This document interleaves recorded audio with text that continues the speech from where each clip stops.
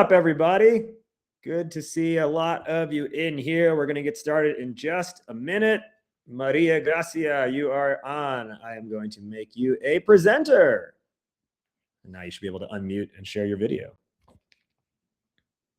All right. Hello, everyone. Good to see you. How's your week? How's the master's program that you're going? It's like an executive program, and it's so freaking cold here in DC. Oh, yeah. I mean, the town is amazing. I love it, but yeah, it's quite cold. How are things in Chicago? Not well. It's cold, but not like we didn't get hit with the snowstorm this week that we did. Yeah. Anyone based in New York here in the chat? Oh, I think Ruby is New York and New Jersey. Can we get like people? Can we get people's video? Like, how does this platform? Through this, let me see. I would have to individually make everyone a presenter. Oh. Unfortunately, that's the way this platform works. Yeah. Let me see. All participants.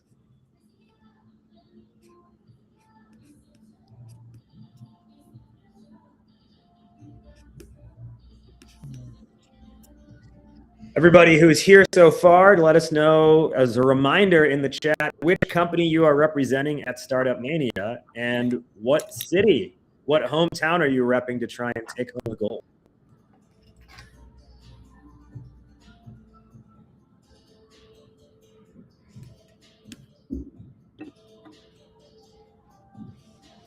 Out of Chicago. John, you should come to our Startup Grind Chicago tomorrow night. Austin, Harut's in Los Oakland, Angeles. Milwaukee, Tampa. It's really cool. Yeah. I just, in the 10 minutes before this, I just recorded tomorrow's bracket reveal show. So I'm excited. Some of you in the chat will find out tomorrow who you are going to be, how you're seated and who you're going to match up against. Exciting. I want to see. Okay, we have a few people. 12 participants. Should we give them? Can't wait to see the match. Make sure. You need to rematch. Emails from people saying, I can't get in. None yet, so that's good.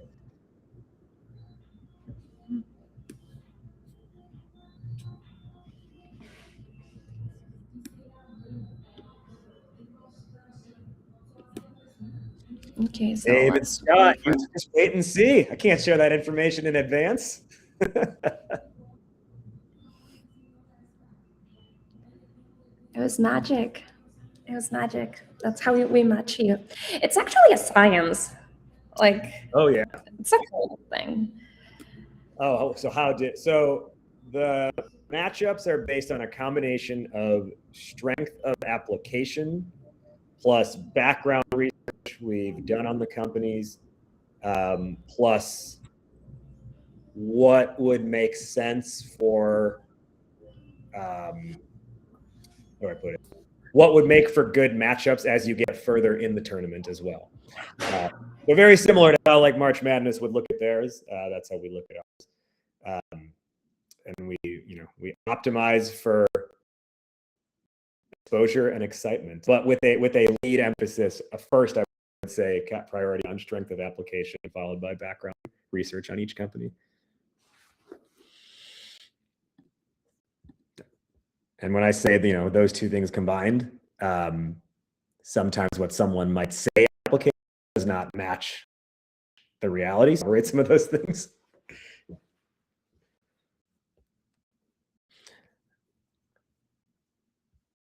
Something is going on with my AirPods, and I missed the last part.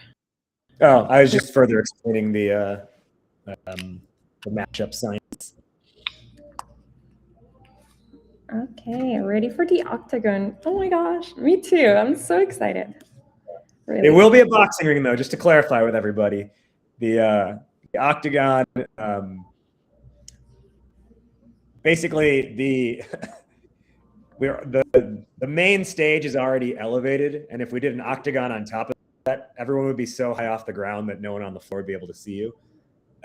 So the boxing ring is what we have instead. But you get to step through the ropes, maybe even climb the corner turnbuckle and celebrate after you win. Two people enter, only one person leaves. All right, yeah, we'll get you some rock gloves. Should we get started? Are you waiting for someone else? We already have like... I think we're good. So everyone should have the URL, so let's assume they'll join a little bit later if they're not here already. And then we are going to also have everybody afterwards as well. Okay. Take it away, MG.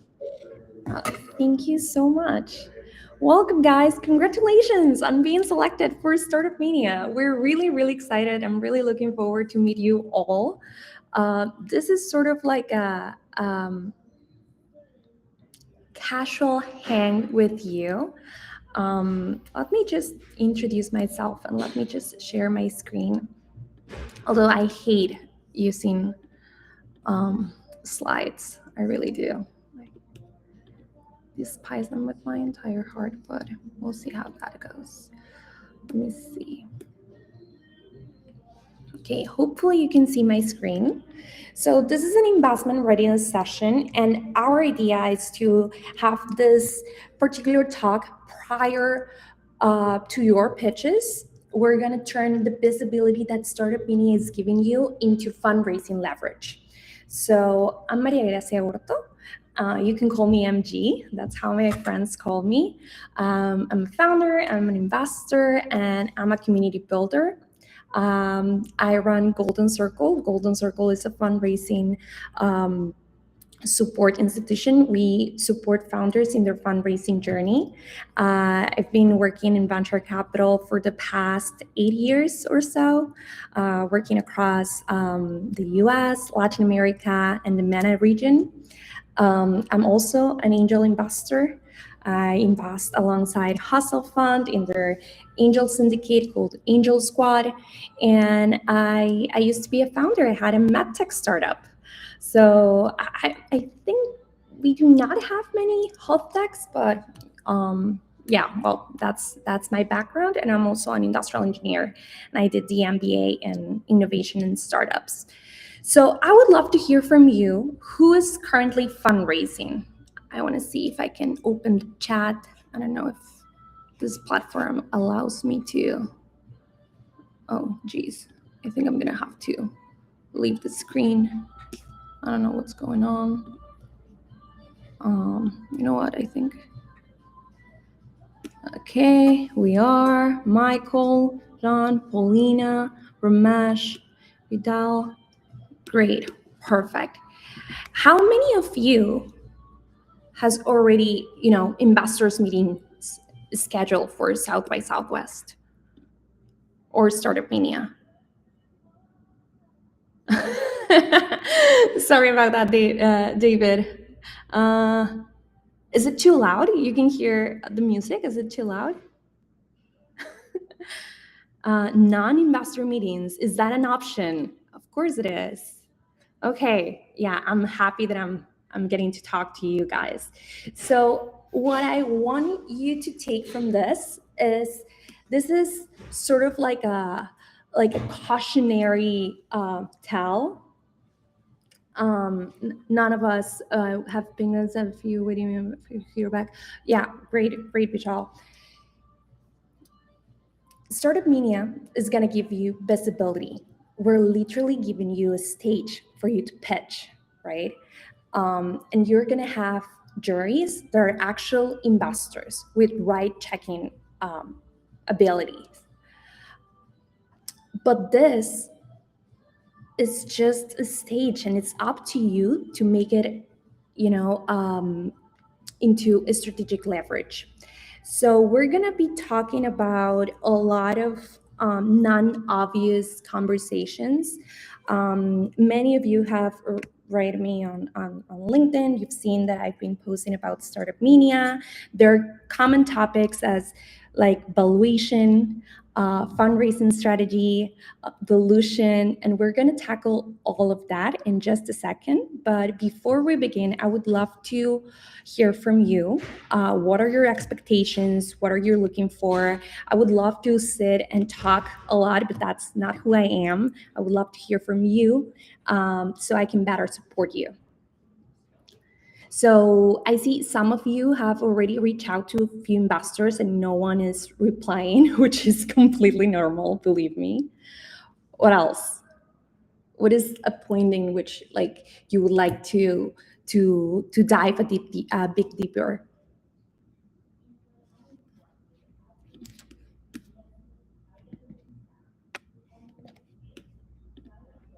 Oh geez, I need to come back to the sorry, I'm not really familiar with this platform. I don't know if I can come back to the chat and the slides. Yeah, I think I can't. You didn't hide your slide or your chat? I'm just gonna stop sharing my, because this is just, It's not the best. yeah. Unfortunately, we have to use it. Okay. I want to be able to read the chat. So, okay, Michael says, I've had some success applying to various syndicates via Dilum. Dilum is great, actually. The rest of my leads have come about me attending various pitch events.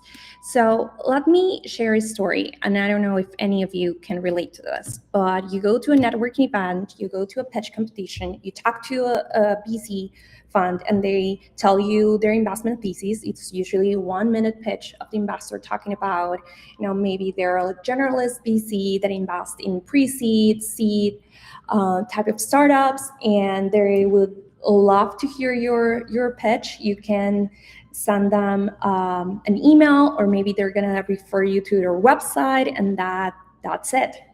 A couple of weeks later, you're still waiting for a response and nothing happens. How many of us have we been there?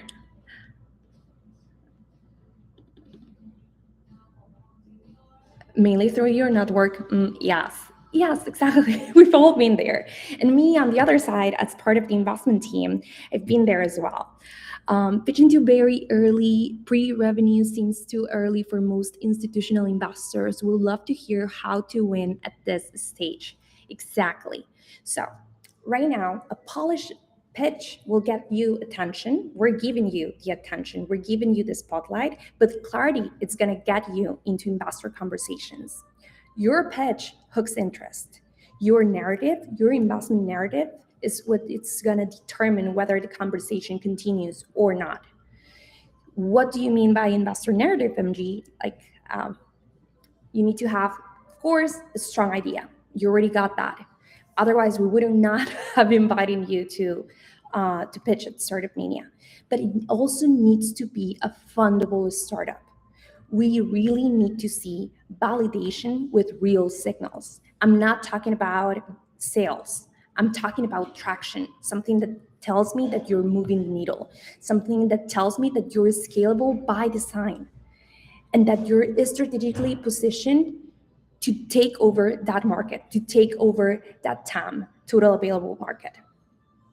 So most of investors, because I'm an angel investor as well, we fund opportunities, not just ideas. And what happens a lot, and what I've seen happen last Startup Mania, is that they sounded like really, really cool ideas. But when you get to talk with the founder and you ask them, okay, so how much are you raising? At what cap? What type of, instrument are you using? They're like, huh? So we need to be ready for that type of conversations.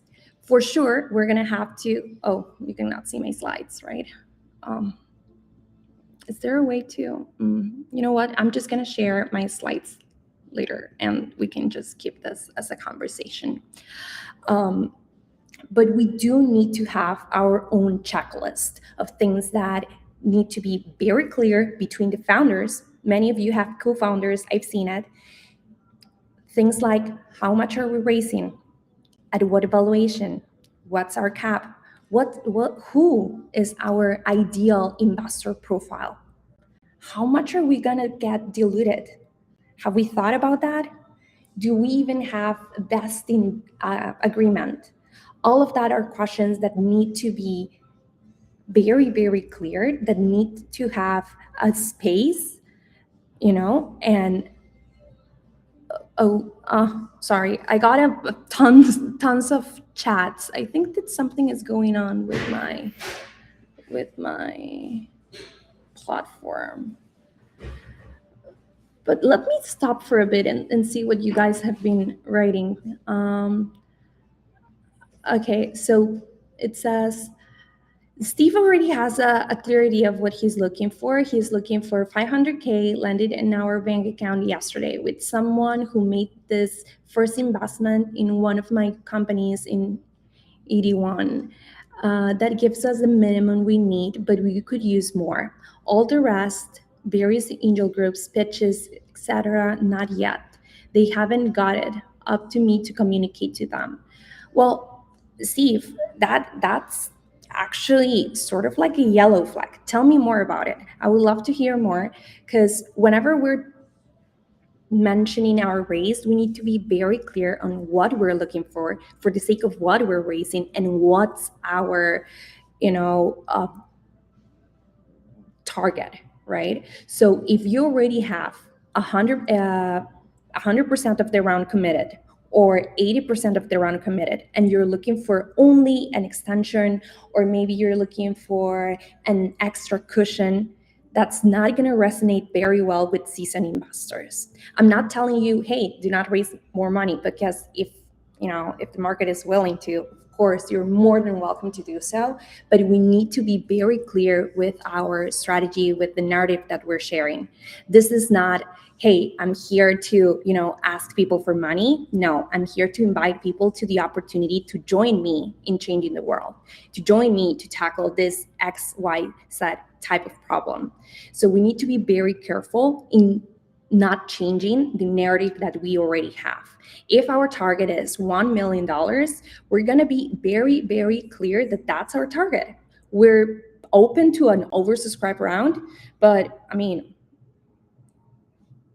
that's it. So we need to be very careful, because otherwise it sounds a bit off. I'm not saying that's exactly what's happening here, but that raises definitely some flags. Erin asks, what if after you finish this topic, of course, just completed a fundraise and prepping the future fundraise? Okay, Erin, can you go deeper into that? I don't quite follow. Do you mean you completed your fundraise and you're looking for the next raise? If that's the case, that's very smart. So what we want to do is, we're not engaging with investors only because we're raising right now.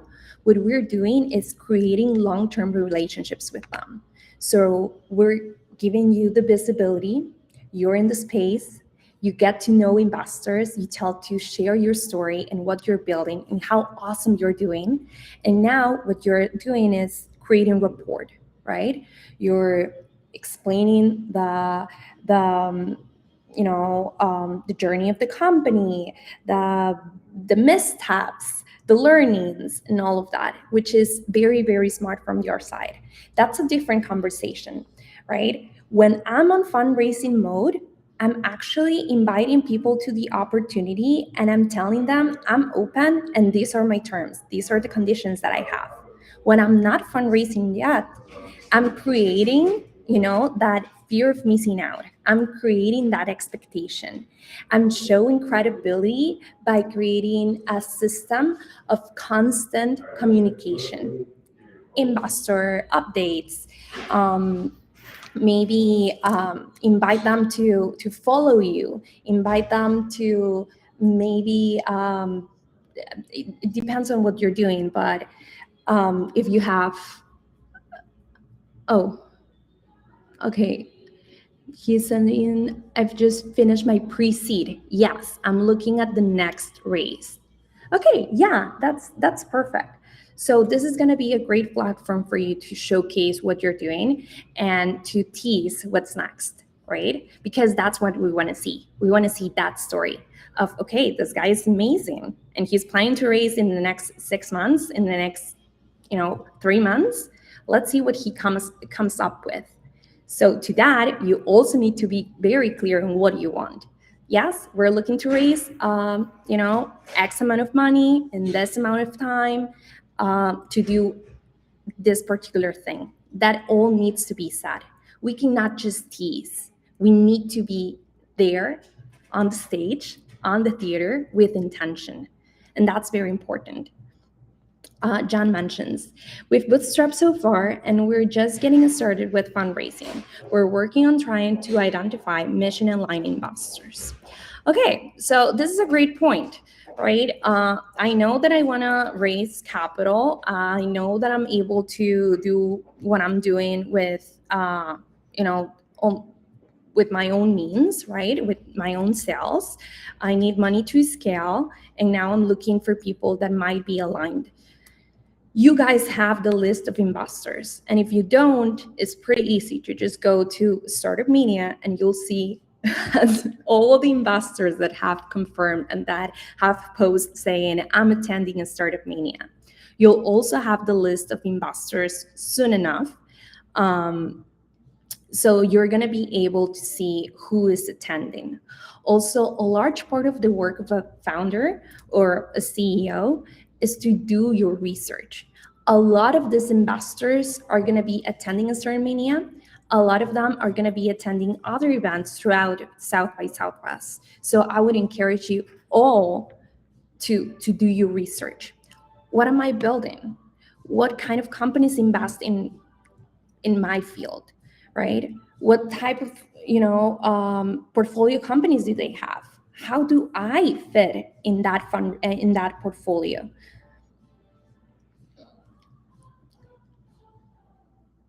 Aaron mentioned I have missteps. Okay.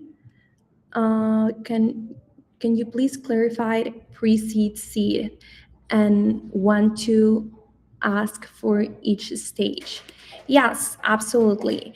Let me just share my screen because this is so different. Let me see if I can go back to my slides. In the meantime, I see Rash wants to add something. Yeah. I'm prepping dinner, so I'm gonna just talk here instead of having video. Sorry, everyone. So I think a couple things. One thing I would say for when you're, and I just want to make sure we're aligned on this, G. When you're on stage, the pitch, I would say probably in the first round is about vote for me into the next round, as far as your ask. And then when you get into the 2-minute and the 3-minute is when you can start talking about a little bit more about how much you're looking to raise for your round, in addition to asking them to vote for you. And of course, you'll have enough downtime where you can have individual conversations, where you can get more serious in a conversation about what your round is about. But separate from that, this was an interesting point I heard from I was having coffee with an investor last week. And for those who are in Chicago, some of you might know Desiree Vargas Wrigley. I was having coffee with her last week. And one of the things that she said to me that I thought was very important was the really understanding as a founder where a fund is at in their fund cycle as you determine how to approach them.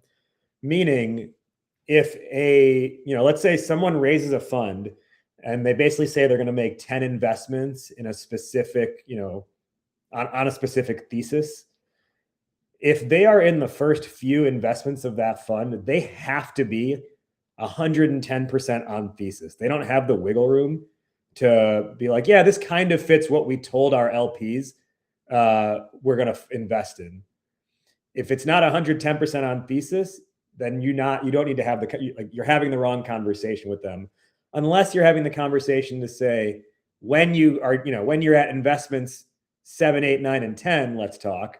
But they're not going to invest in you today if you are not on thesis for them. Once they have gotten several investments under their belt, perhaps started to see some success with a couple of them, and then they have the last kind of remaining, dollars for the last few investments, that's where they have more liberty to start to break thesis a little bit or be in more like ancillary adjacent territory. But know when you're approaching investors, have a good idea of where they are at in their own fund life cycle. That's key. That's a great point, Raj. So we in venture capital have mandates, right? So it truly depends on the firm, and it truly depends. Each fund has a different investment thesis. So there are two things: the things that I can actually invest in, and the type of companies that I can invest because they align to my portfolio. So let me give you an example. I've worked for two large venture capital firms. The first one, it's called Crowd. It has 12 unicorns, 2 billion in assets under management. It's the leading, most active venture capital firm in Israel. And we would have a portfolio of 300 startups. We were generalists at heart, but there were a few sectors that caught our eye a bit more, right? So in this case, we could not invest in any random startup that would present to us and that had a reasonable round size and sort of like was sort of okay or good. We needed to think very strategically on how that startup would fit with our portfolio. So let's say this is a cybersecurity startup, right? We had a few fintechs, insurtechs. So we would try to invest in startups that would support other portfolio companies. And most founders, they stay only on the investment thesis, or they stay only on, are they deploying capital or not? And they forget that sometimes this is a game. We want to grow our portfolios. So a great way for you to do your research is to look at a venture firm, look at their portfolio companies, and see how you can add to those portfolio companies. Maybe those portfolio companies can be your clients, can be your providers. There is some sort of synergy between you and that company. And it would be way easier for that founder, for you to reach out to another startup founder and say, hey, this is what I'm doing, this is what I'm building, I'm looking to raise X amount of money. I've been looking at X name of a venture firm. Hey, what are your thoughts? Like, how do they invest? What's the timeline and stuff like that? So that's the type of research, of intentional research, we should be doing. It's true, sometimes each fund is in a different funding cycle. Some of them are in early deployment, some of them are already just like doing follow-ons. That's also important to note. But what I would tell you is, based on the people that I've met, I'm in charge of judges. I could tell you that most of them are actively deploying capital. So if you're meeting them at Startup Mania, most likely they're willing to invest. They're actually very interested in looking for deal flow, for deals. So what I would do if I were you, I would do my research on their portfolio companies. And just to clarify, the purpose of this call is not for that 1 to 3 minute pitch. Is not. This is for the conversations after. This is for the conversation after we either win the competition or we lose, right? Every single one of you should be able to engage with the founder. You're going to have one-on-ones with our judges and get something out of it. Maybe an introduction, maybe a next call, or maybe feedback. And we need to make that worth it, okay? And I wanted to go back and answer um, Ramesh's question on pre-seed and seed and how and when to ask for each stage. I'm gonna be very honest with you, Ramesh. I hate when people say like, "Hey, if you are a pre-seed startup, you should ask for, you know, tops $1 million and stuff like that," because it really depends on your company. Us as funds, we really do not have brackets, but people like to show, you know, this type of graphs, so that's why I have them. It's really based on what you're looking for, what do you need, and how much money do you need to make that happen. So let's say this is your you know, you've been bootstrapping like John, and now you're, you know, trying to take your startup to the next level. So you're exploring the idea of raising venture money. So that could be a 5 million round, that could be a $500,000 round, or that could be 300K. It truly it varies. Typically, when we're talking about early stage startups, when we're talking about pre-seed, we're talking about under $1 million. And when we're talking about seed or pre-series A, we're talking about under $10 million. But it truly varies. And now in the age of AI, you can see insane rounds. First rounds at a really high valuation and a very juicy ask. So I just wanted to set that clear. Is that does that answer your question, Ramesh? I really wish I could see you guys. This is my first time like interacting with the platform, so apologies for. In theory, if you want, since you are a presenter, you could, on the participant list, you could click the three dots and just make anyone also a presenter for when they need to ask a question, if that would help. Oh, and how do I do that? How? So like if you click the participants button at the bottom, it'll pull up a role on the right, like who's all in the chat. And Okay. then three dots next to their name. And then with that, you'll see you could like toggle on presenter mode for them. I cannot. I can send a DM. All right. Well, then maybe I only have that feature, unfortunately. I think maybe I was created as like G made me the host for it. So, all right, I have to make do with what we have. Yeah. Okay. So, all right. So I wanted to use this space also for Q&A. So if there is no other question, we're gonna continue with the slides. Oh, okay. There are questions. I don't know what's going on with the platform and me. It's not liking me. I don't know. John says, how do you recommend handling investment thesis fit when your company fits in multiple distinct categories? I love this. In our case, we span creative education, creator economy, and AI. All three are essential parts of our business. Because of what many theses speak to components of our business. Okay.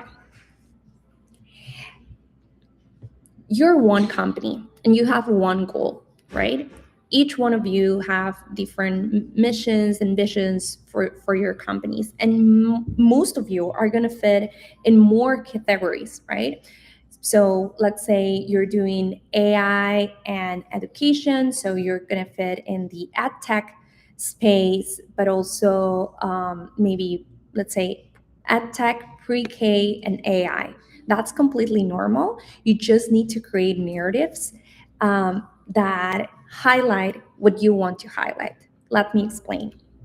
Let's say this investor is well known for their investments in what's your field? Creator economy, creator of education, and AI. Okay, so let's say this is an AI first fund. They backed all the great companies in AI, and you want to pitch to them. How would you do it? First, what I would recommend is to look at their portfolio company, and of course to their partners, or yeah, I would say managing partner and partners backgrounds. That way you can see their areas of expertise and what excites them. Most venture firms also have blog posts, and they have a manifesto.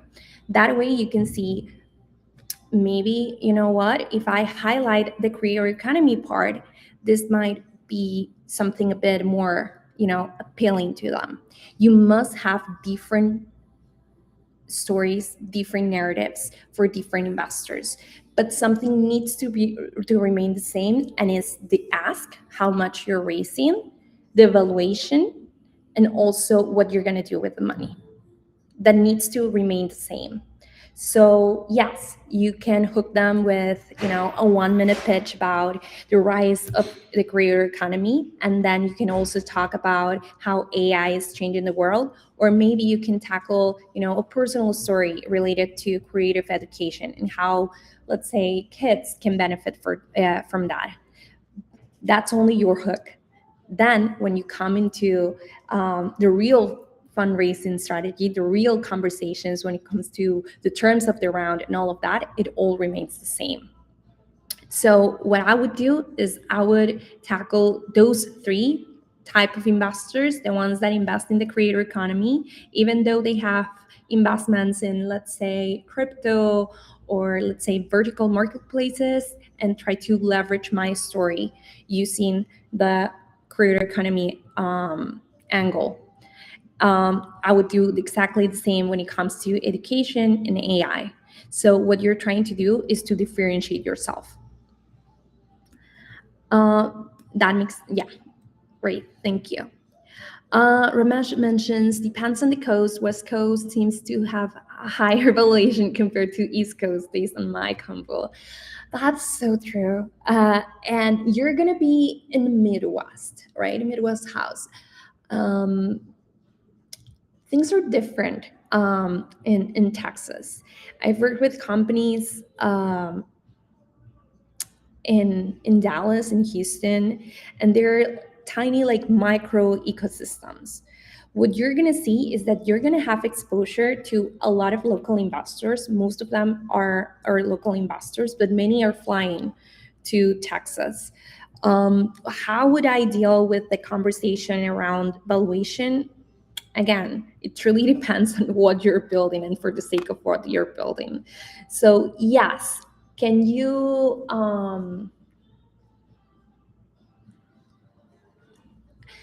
could you offer a higher valuation if you're based in the Bay Area?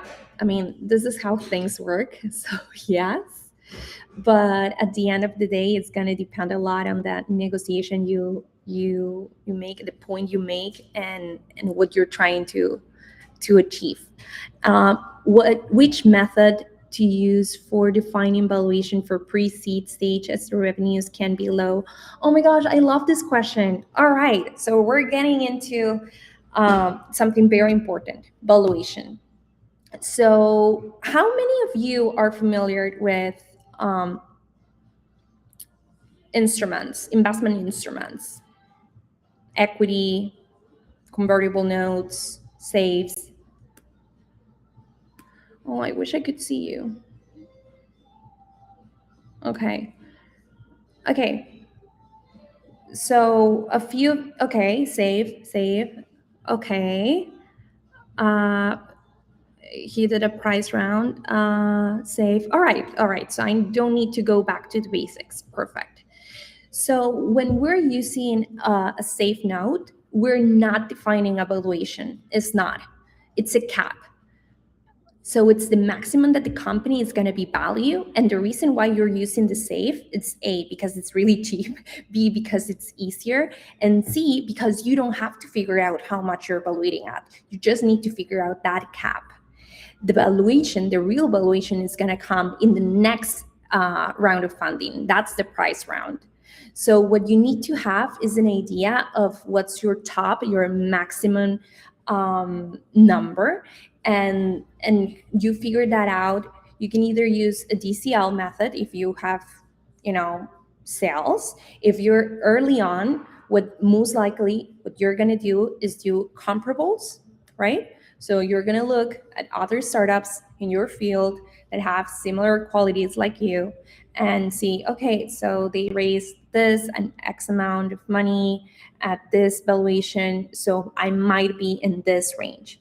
And also, every single time we're talking with investors, we need to provide a range, not a close number, because that could go either way. And it's also very, like, it's part of the negotiation. And here, Aaron could be teaching us a class because he's raised before. So how do you figure out valuation? Man, is really hard. There's not an exact formula. It truly depends on a series of factors. It depends on storytelling. It depends on what you want to do with the round. It also depends on the sector, right? So my first round of financing, I was raising it was a friends and family round. It was 300K, and we were valuated. We had a 4 million cap. Why? Because we said so, and investors agreed. That's the reality. So there are a lot of ways that can be used, but at the end of the day is whatever you and the investors agree upon. So I would say use comparables. If you have enough information, a DCL, a discounted cash flow method, or you could also use the Berkus method. And as an angel investor, that's the one that I use the most. So I list qualities that I want on the founders, that I want on the portfolio companies, and I give them sort of like a value. That's something that you can also do. I don't want to get too technical because I know that we're limited with time, but you've been using Vercus. I'll be happy to jump on a call and get to know a bit more about what you're doing and see how we can support you in figuring out that number, or just checking if the number makes sense. Ramesh. Okay, so we have a lot of more questions. I have no idea that I could see. So we have questions on the main chat, and we also have DMs. Okay, great.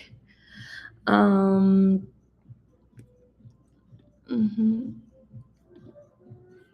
Mhm. No. Thank you, Annie. I'm actually not sharing the slides right now because I wanted to be able to see the chat, but I appreciate that.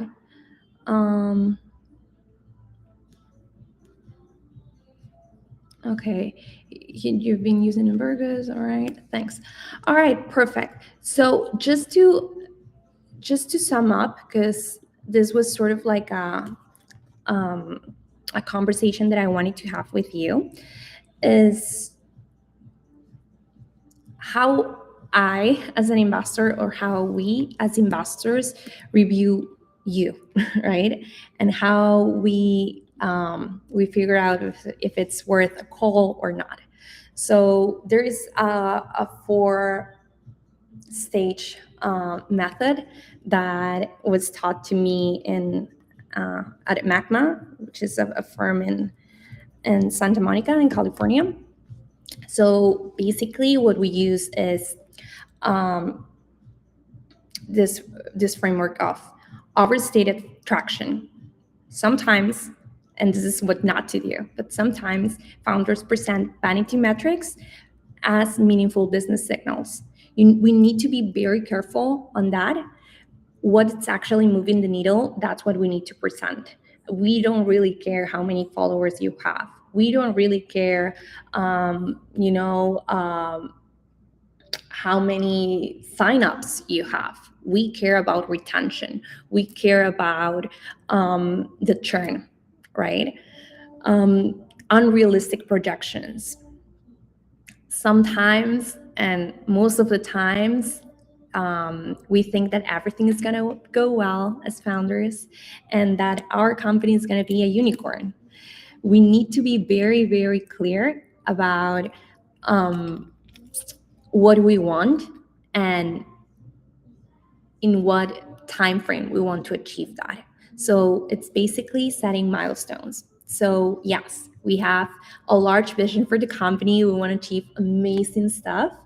But what I find that it works the most when you're talking with investors, especially if you're just meeting them for the first time, is to talk in terms of milestones.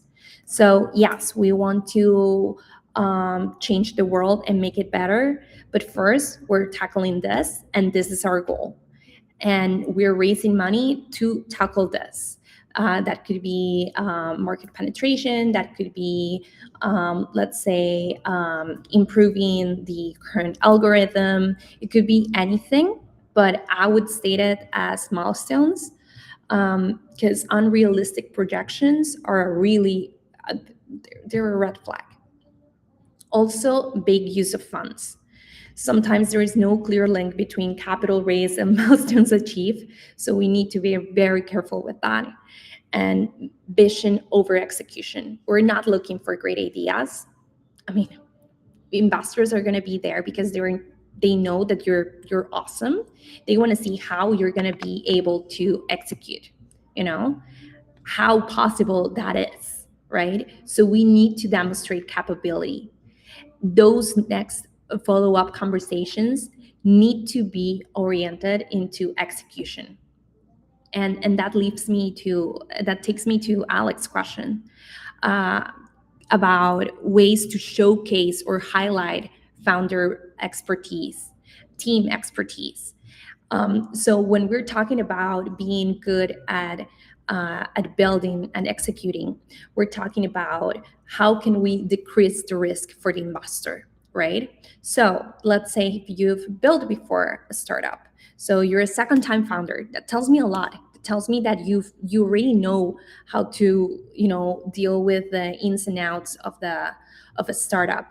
That lets me know that you know how to work with people. You know how to convince other people. You've raised capital before. That's a great signal. People trusted you. Another way to demonstrate the experience is by highlighting success stories. So let's say you've always been part of the corporate world and you've led teams and you've dealt with different stakeholders. So based on whatever you're building, choose a couple success stories with numbers, with KPIs to basically highlight that you do have the experience. Another very important thing that I saw in a couple decks is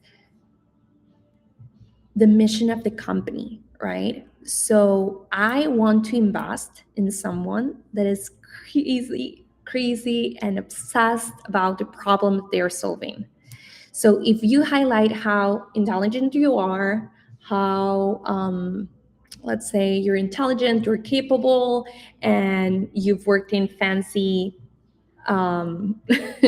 companies, that's good. That's gonna be nice to hear. But if you tell me that this particular experience at this particular company has moved you in a way in which you cannot conceive to be doing other thing than your company, that tells me something, right? We need someone that is obsessed about the problem and it's looking desperately to fix that. So that's how I would highlight that experience. I don't really care about years of experience. So most founders say, this person has I don't know, I have over 25 years of experience in private equity or whatever. That's okay. What I would highlight is, what did you do in those 25 years of experience, right? And I know it sounds pretty obvious, but believe me, it's not. It doesn't come as easy. And this is actually science. So my job here today was to nag you. It was to make you feel uncomfortable, make you feel like you need to do your work, because that's it. You're having a stage, and now you need to leverage those conversations, and you need to transform that interest, right, that fun moment with the startups, into something valuable for your company. And most of you are looking to raise capital, which is great. So in order to do that, you need to know what you want to do with the money, right? And you need to know the investors as well, their investment thesis, ticket size, sector and geography, and stage focus. That's a non-negotiable. And we wanted to have this call prior to the event, because otherwise it's too late. So you can all add me on LinkedIn. I've been talking with a few of you. I'm really excited to see you soon. And also feel free to reach out if you have any questions. I'll be happy to engage with you and to support you in any way I can. But it's very, very important for me that you leave this room thinking about clarity and taking advantage of the momentum that you're going to have. So if there is, oh yeah, we do have another question. Okay, let's see. Annie says, there are various stages were mentioned. Thank Maria. Oh, the slides afterward. Oh, yes, Annie, I'm going to be sharing the slides because truly, apologies. I've never used this platform, and I was having a hard time like presenting and being able to see the chat and read the chat. And also I cannot see you, and I'm so used to, face to face and video calls. So this was a first for me, but I promise, if you reach out to me directly, we can of course have a face-to-face type of conversation. Thank you for your time. Thank you for participating in this event. We're so excited to see you soon. This is going to be amazing, and we're going to do everything in our power for you to leverage this experience. So yeah, we'll be in touch. Thanks, everyone, and remember to tune in tomorrow morning. We will unveil the second bracket. So make sure you're connected with me on LinkedIn so you get that. I'll also send an email for it too. Thanks, you can also find me on LinkedIn. I'm gonna write my details. Annie, could you please just write the questions on the main chat? I'm not gonna be able to send text, but for sure you can just reach me on LinkedIn. So let me just copy my LinkedIn. There you go. And if any of you is interested to pick an investor's brain, I'll be happy to share my thoughts with you all. Thank you.